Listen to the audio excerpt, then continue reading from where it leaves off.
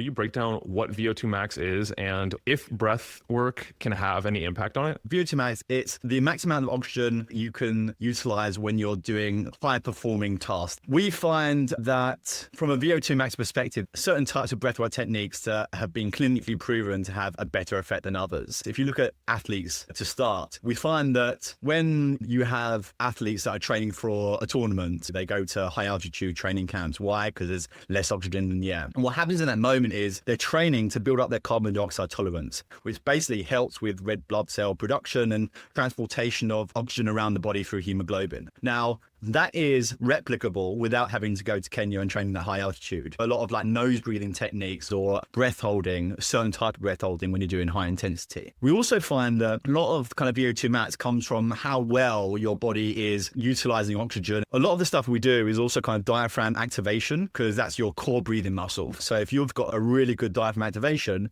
we'll also see a direct correlation in VO2 max.